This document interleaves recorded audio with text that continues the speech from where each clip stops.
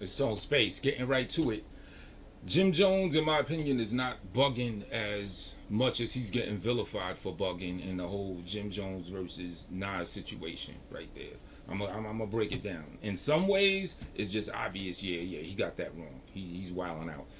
But there's other ways that I see a lot of people getting on his bumper about that. I'm gonna give my reasons why. Nah, he's not bugging in that sense at all, right?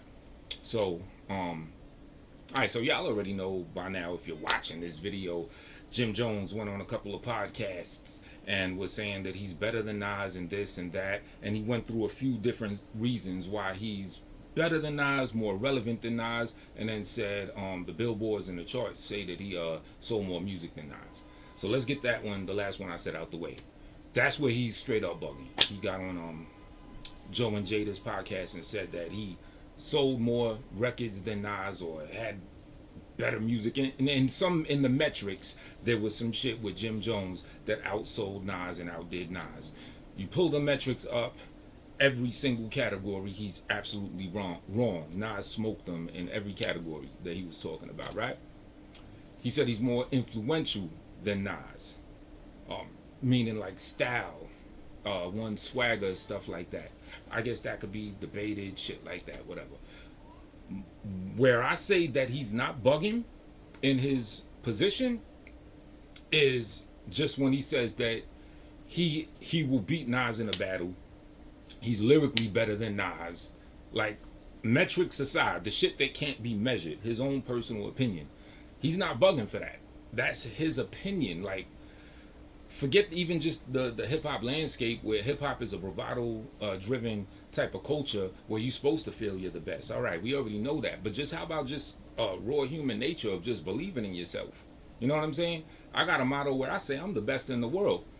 And you know, because I rap too, but it's not as much about me being the best in the world as much as it is me upholding the idea that whatever you do, you're supposed to feel like you're the greatest. Because every time you write that rhyme, you're supposed to be like, yo, I am the illest rhyme writer that there ever has been. You perform it. I'm the illest stage show person. Get in the studio. You drop songs. I'm the best at that.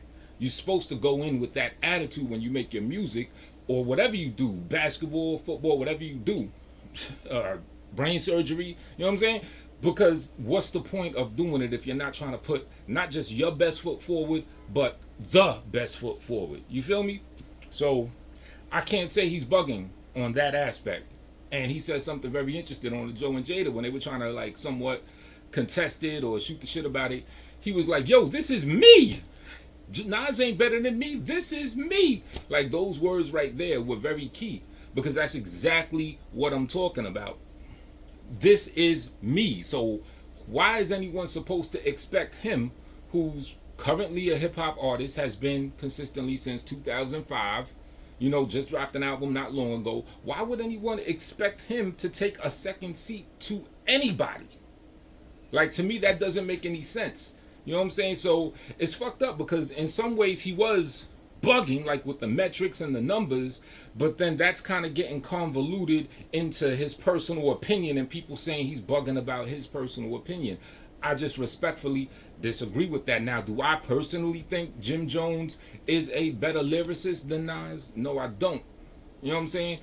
Do I think that he's, hip-hop wise, he's more relevant than Nas and Nas's style? Possibly, and I'll break that down a little bit. I'll take y'all back to like the Harlem sound in general, right? Because now we're talking about influence. We're talking about cadences, styles, and everything like that. We're talking about influences. So in my opinion, there's a certain Harlem skill set of all your name brand cats from Harlem. In my opinion, they're all nice. There's a certain common denominator of just being nice. You know what I'm saying? Your Big L's, rest in peace, Bloodshed, Killer Cam, Mace, Herb McGruff, Sneak This and Ass. All of them niggas, there's a certain level of just a basic skill set that they all have. Big L, if I didn't mention them, I think I did though. We're talking early, mid-90s era or whatever. They all came in the game dope. You know what I'm saying? And I personally believe that it's an influence from my man Lord Finesse. I think all of them were, and I think Lord Finesse is from the Bronx. I'm not sure. I don't even think he's from Harlem, but still, HBO type shit, whatever. So I think, and Big L, I believe, was DITC, who I believe Lord Jamar was also DITC. So y'all can see the connection. You know what I'm saying? Because like early '90s, Lord Finesse, he doesn't get the credit, but he was revolutionary, kind of in his multi-syllabalism, in his kind of with that slick talk and everything.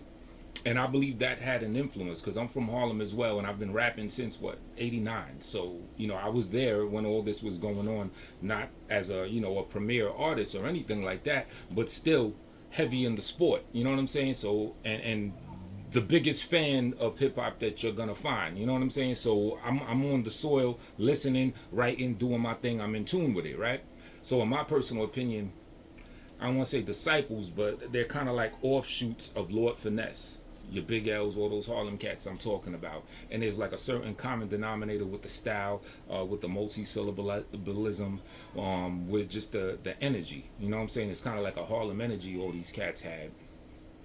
And I believe that comes from Lord Finesse. So shout out to him, because I believe he's the progenitor of the default common denominator of niceness that birthed the Harlem hip-hop sound, right? Mace, all that commercial shit, all Lord Finesse. You know what I'm saying, in the beginning, right? So Jim Jones, you probably heard him say that Mace taught him how to rap, and he basically, in so many words, said that Mace taught him how to multi-syllabalize his rhymes, right? And then he took the ball, he ran with it. He's been doing his own thing, whatever. You already know how Cam, I don't gotta speak on all these cats. You know how they sound, right? 40 Cal, you know what I'm saying? What's the other homeboy? Vado. Like, it's all a certain level of just expected niceness, and they usually come through. It's far few in between cats that are from the Harlem area that it does not have just that base level of skill. You know what I'm saying? So now here's where it's going to get interesting. All right, Jim Jones took the ball and ran with it. Now I can't say I've listened to hardly any Jim Jones albums, but if a joint pops up on YouTube, or I might check an old joint here and there, I've heard enough of him, old and recent stuff, to get a good feel for how he's been sounding more recently, right?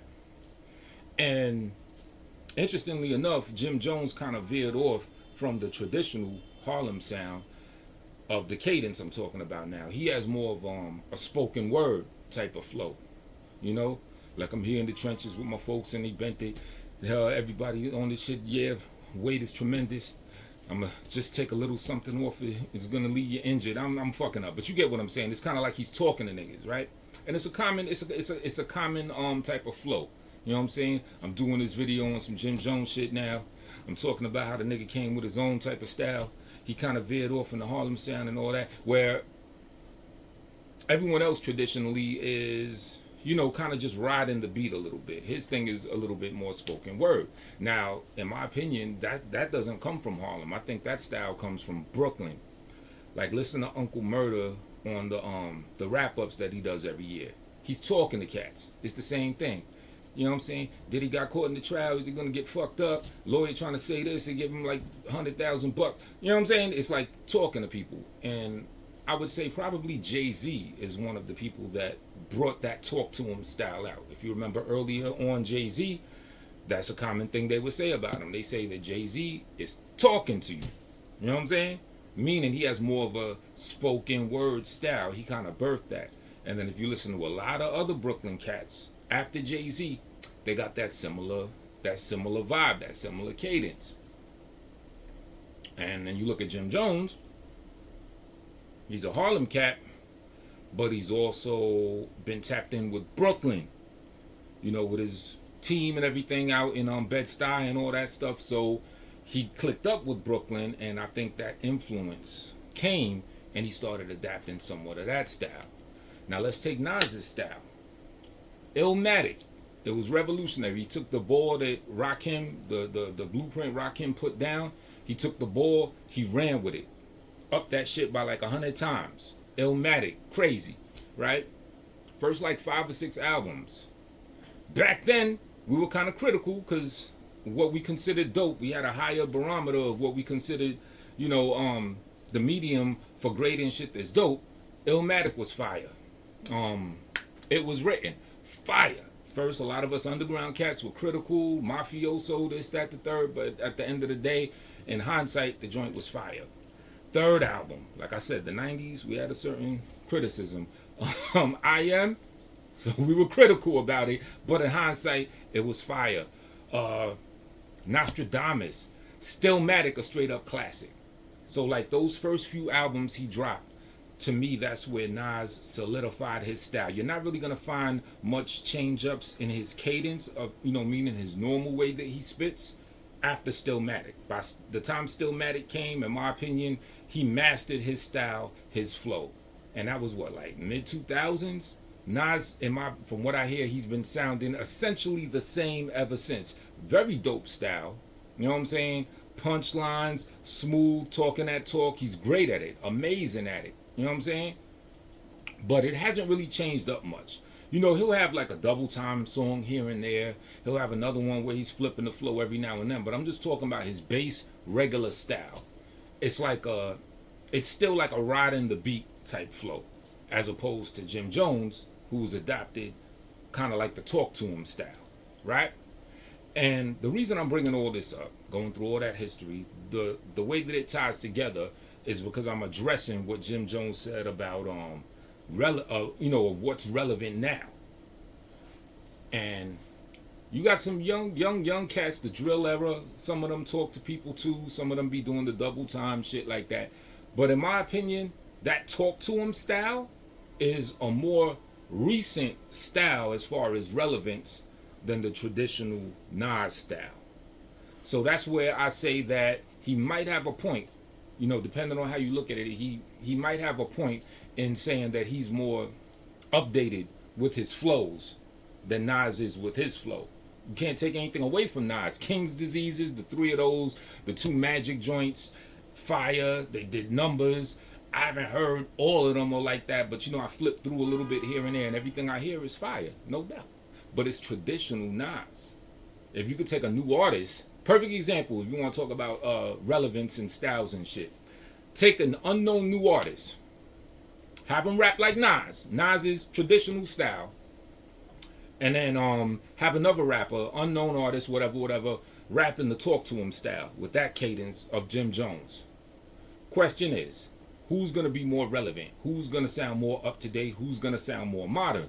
Arguably, the one with the talk to him style will likely sound, in my opinion, more updated than dude that's still off the 2005 flow. You feel me? So I'm saying Jim Jones might have a point with the relevance as far as style. As far as fashion and all that, I'm not the fashionista type cat, so I can't. That's not even my lane. I can't really call that. You know. Opinion wise, Nas dressed like a grown ass man. Jim Jones dressed like he's, you know, purposely trying to be 30 years younger than he is. But look into what I said. 30 years younger than he is, meaning tapped into the style of the youth of what's current, because what's current is 30 years younger than him, 20 something years younger than him. So he might have a point there too. You know what I'm saying? It's just not really my lane like that for me to speak on that. But as far as like flows, dialect, constructions of rhymes, I'm here for it all day. I could talk that shit all day. So it's like if Jim Jones says he's more relevant style-wise, or, you know, with the shit that he spits, he might have a point. And if he's still more tapped in with the streets and what's going on, the current 2025 dealings in the trenches and all that shit, I don't think Nas is really tapped into that lane like that. So even the content of what he's saying might be more relevant. Is it going to do more numbers than Nas, who bust out his vintage shit and dropped like, what, 5 albums in the last 4 or 5 years? It hasn't done more numbers, it hasn't come close with the numbers. But as far as being tapped in with the community and what's current, he might have a point there too. You know what I'm saying? I'm not all deep in the current trenches like that either, so I can't say that. But from a glass window, I can say it kind of does look like that. You know what I'm saying? So those that's more, you know, in tune with whatever the waviest shit going on in the streets, you will probably know better than me. But I can't say that Talk to Him style is more relevant than the traditional Nas sound. Whereas if someone else tapped into both of their styles, the one with the Talk to Him Jim Jones shit would probably be more current, more tapped in. And then when Jim Jones was on the Shannon Sharp shit, Shannon Sharp wasn't really that sharp as well in what he was saying. You know, he was sounded very out of touch. You know what I'm saying? He was kind of doing what a lot of people that's just casually looking at this saying, oh, Jim Jones, you bugging saying you better than Nas. Meaning that they're saying he's bugging for having the opinion of himself that he's better than Nas. You know what I'm saying? But Jim Jones was like, yo, spit a Nas verse. What's your favorite Nas song? Spit a verse right now. I'm too old to spit rhymes. He couldn't spit it. And then Shannon Sharp said something interesting. He said something like, well, Nas is retired. You're still doing it. Yada, yada, yada. But Nas dropped 5 albums in the last 4, no more than 5 years. He's averaged at least an album a year for the last 5 years. So he's not retired as far as I see. I could be wrong. Did Nas state that he's retiring? That in 2025 now he's retired after those last 5 albums? I don't know. Even if he did, then he still is current. He still has shit that's doing numbers, that's new, that's not, I think his latest album is not a year old already. Not even a year old. So Shannon Sharp is out of touch with that. You could tell Shannon Sharp is just going off of 90s, maybe up to mid 2000s shit. You know, because Nas was influential during this time. Nas was dope, all of that. He wasn't even tapped into the here and now to even be talking about the here and now. Jim Jones was like, yo, you remember the Kufi list? Shannon Sharp said, yeah, that nigga don't remember any Kufi. He don't know shit. He don't know anything about a Kufi list. Lying. You know what I'm saying? He wasn't tapped in. So he did make good points. I mean, Jim Jones on the thing, oh, I dress better than you and all that other shit. I mean, that was like irrelevant to the matter at hand. And then trying to veer off into working out, like just trying to get a win by any way, that was kind of like whatever. But in regard to the actual hip hop subject and the matters at hand, I say Shannon Sharp.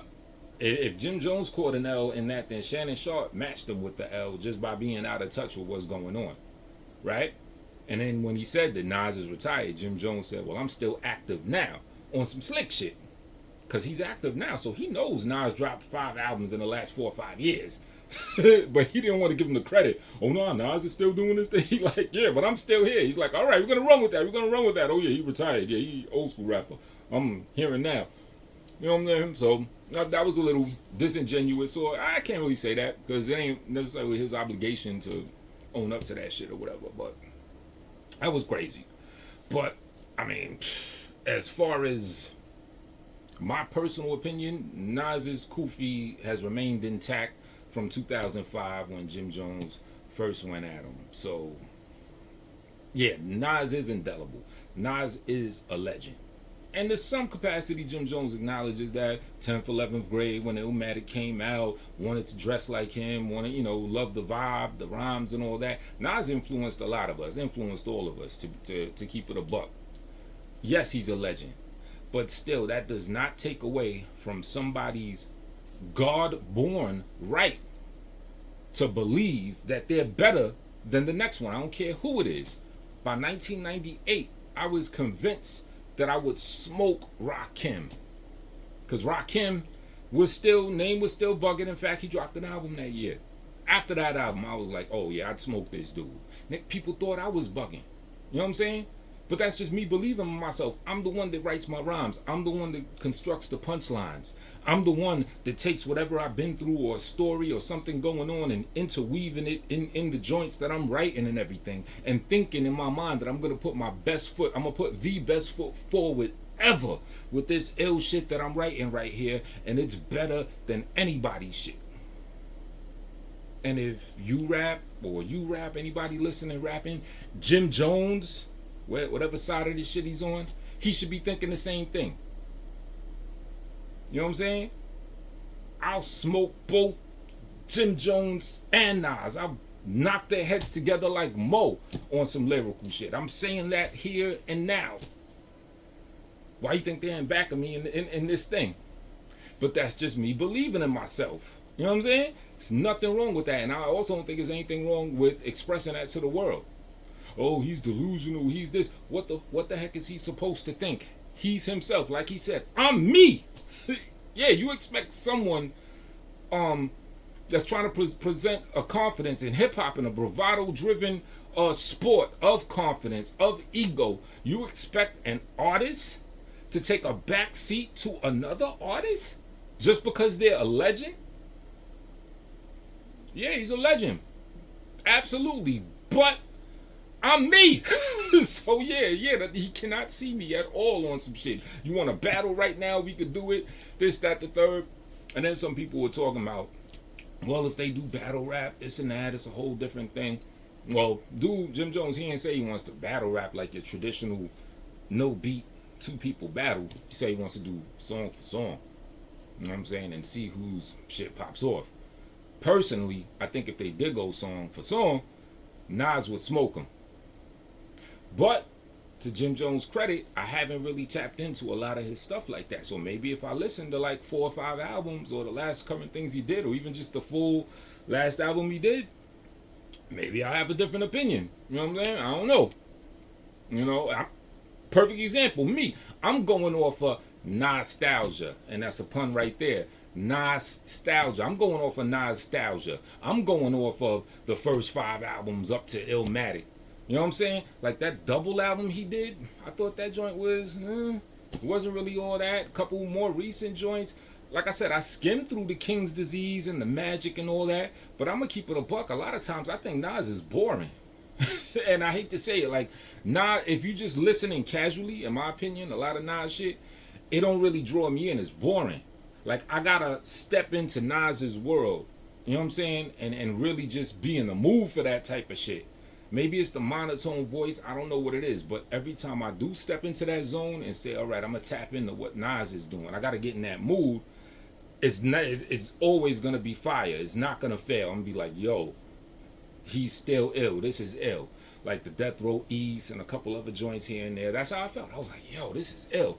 But I mean, just casually, like if I just come across a Nas joint, as legendary as he is, all credit and everything due to that, it doesn't really draw me in. Let's take Jim Jones. He's a little more colorful. You know what I'm saying? Like his voice, his style, the way that he hits the punchlines from the little I heard, it's more colorful. It's not, I mean, I can't say I gotta be in Jim Jones' mood because I ain't never listened to him enough to have a Jim Jones mood, but I will say his style from the most recent shit I heard from both of them, Jim Jones has more of a draw me in. Like, all right, let me see what's going on here. Nas, not so much. Maybe it's because he's so legendary. Maybe it's because he's been out so long and I've been tapped into him so long. You know what I'm saying? Maybe I'm just so accustomed to it. Like I said, he has a vintage, a classic type of flow. You know what I'm saying? He's still on his old school flow, on his mid-90s. Well, let's say mid-2000s flow. You know what I'm saying? Jim Jones, he talks to him. The Jigga shit. The Brooklyn influence. The Bed-Stuy, Mellies and all of them cats that he was linked up with and everything. He took the jewels he got from Mace, blended it with some of that Brooklyn shit, and he's carved out, you know, his own niche and doing his own thing. So I can't say he's bugging for believing in himself and believing he's better. You know, it's not like he necessarily said, yo, my latest album is better than Illmatic or Stillmatic or even Nostradamus. You know, he's just saying that. Well, no, I can't say he's just saying, because them boo-boos were big boo-boos saying, yeah, look at the numbers. The numbers smoke them. Totally bugging on that. Another thing he's bugging on, I saw recently on the Bag Fuel podcast, Jim Jones said that this is the most viral that Nas has ever been. This little spat, this little comparison between Jim Jones and Nas has been going on for the past like maybe a week now, right? He said this is the most viral he has ever been. Respectfully, you bugging. That is not true at all. The Jay-Z and Nas beef was 1 billion times bigger than that. First, Because with this shit, Nas hasn't even responded. We haven't even heard a response, right? First, Nas responded to Jay-Z. They actually went record for record, which produced what some people arguably say is the best diss track, Ether. I respectfully don't agree with that. I don't think Ether's close to being the best diss track on any metric, but that's what people say. But that was going on. You know what I'm saying? You had scandals, baby mother stuff going on, all types of shit popping off with that. So, no.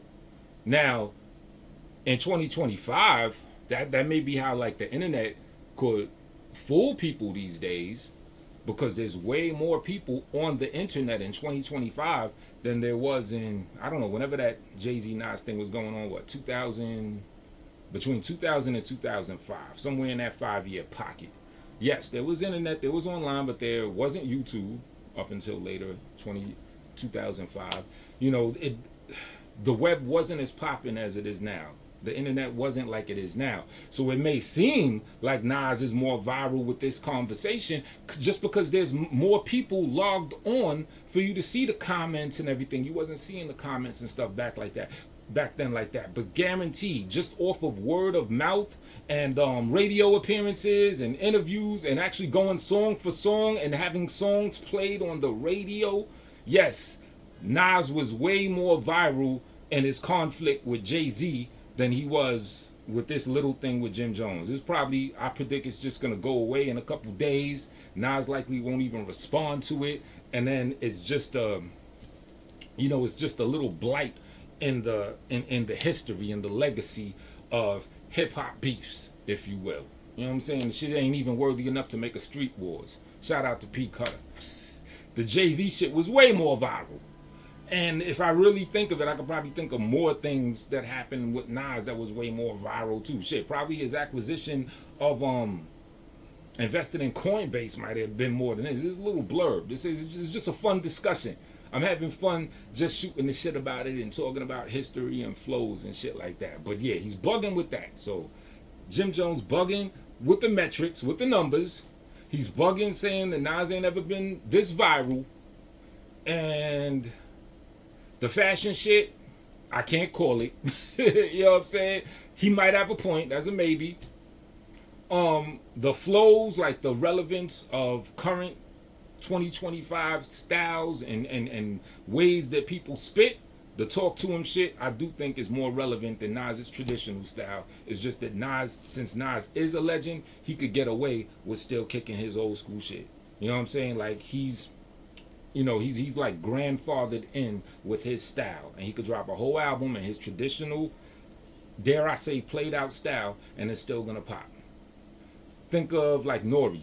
You hear Nori style, you know it's Nori. Someone else could spit a rhyme, it don't gotta mention Nori in it. Someone might have never heard it before. They're gonna say, oh, that's Nori.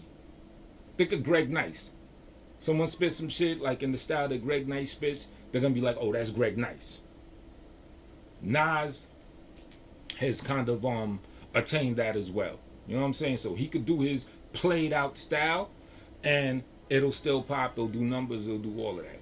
Jim Jones, more current, but still, like outside of those two entities, as far as what style is more relevant to the general populace of artists, of New York artists and everything, I would say more artists would sound closer to Jim Jones than they would to Nas, and they'd be popping. They'd be the newest wave, if you will, of what's going on. So that's my opinion right there on that. Y'all talk about it. Let's see how long this discussion keeps on going and shit, right?